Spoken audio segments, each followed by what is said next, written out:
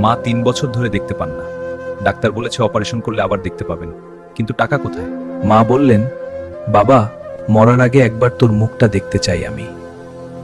মা কখনো অভিযোগ করে নাই আমার কাছে, অন্ধকারেও হাসি মুখে থাকেন। আমি মাকে আবার আলো দেখাতে চাই। এই হাসপাতালে ভিক্ষুকদের চিকিৎসা হয় না, টাকা নেই তো সরকারি হাসপাতালে যাও। চেরা পোশাকের মানুষ দেখলে আমাদের অন্য রোগীরা কি ভাববে? বাবা, কাঁদিস না। আমি না দেখলেও তোকে সারাক্ষণ অনুভব করি।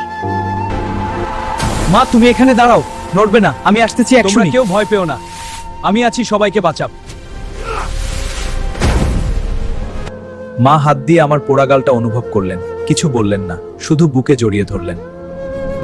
বন্ধুরা, আমার শক্তি অনেকটা শেষ, তাড়াতাড়ি লাইক সাবস্ক্রাইব করে দাও। আপনার মায়ের চোখের অপারেশন আমাদের দায়িত্ব, সম্পূর্ণ বিনামূল্যে। কাল সকালেই হবে, আমাদের মাফ করে দিও।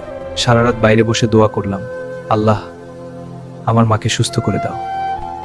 আলহামদুলিল্লাহ, অপারেশন ঠিক মতো হলো। বাবা, তোকে কতদিন পরে দেখতেছি, আমি অনেক খুশি।